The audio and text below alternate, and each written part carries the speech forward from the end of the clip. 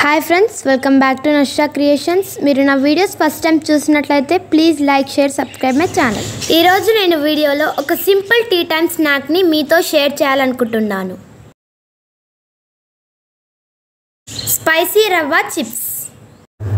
ముందుగా దీనికోసం ఒక మిక్సీ బౌల్లో 1/2 కప్పు దాకా సగ్గుబియ్యం వేసి మెత్తని పొడిలాగా గ్రైండ్ చేయండి.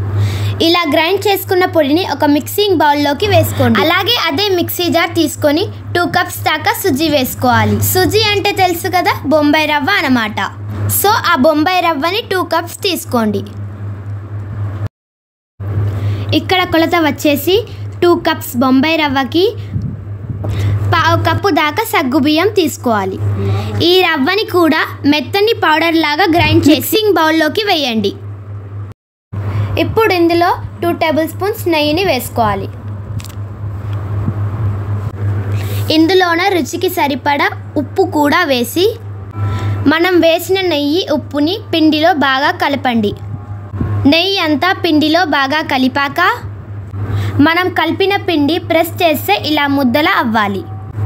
సో ఆ బైండింగ్ కన్సిస్టెన్సీ వచ్చేలాగా ఇందులోకి కావాల్సిన పచ్చిమిర్చి కారాన్ని తయారు చేసుకుందాం.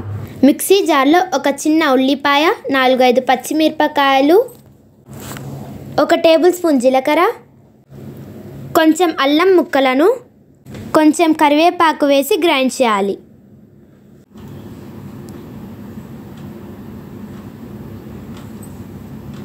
ఈ పేస్ట్ని పిండిలో వేసి కొంచెం నువ్వులు, కొంచెం పసుపు వేసి బాగా కలపండి.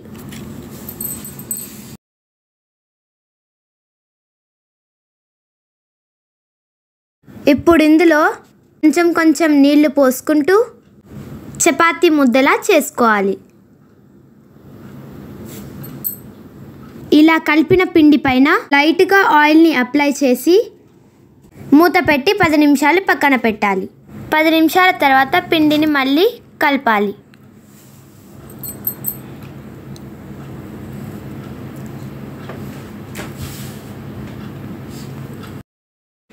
ఈ పిండిని ముద్దలుగా చేసి పొడి పిండి చల్లుతూ చపాతీలాగా వత్తుకోవాలి.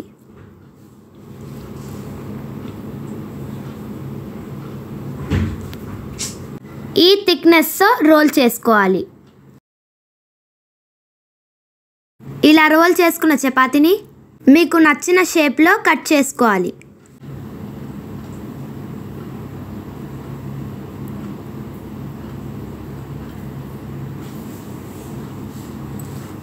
ఇలా కట్ చేసుకున్న పీసెస్ని ప్లేట్లో తీసుకోవాలి. అన్నీ ఈ విధంగా చేసుకోవాలి.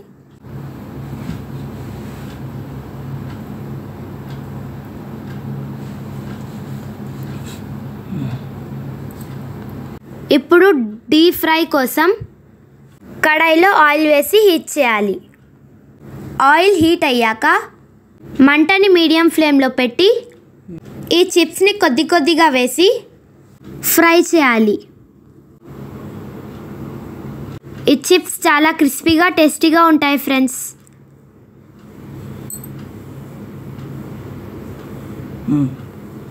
మన టేస్టీ చిప్స్ రెడీ అయ్యాయి ఫ్రెండ్స్.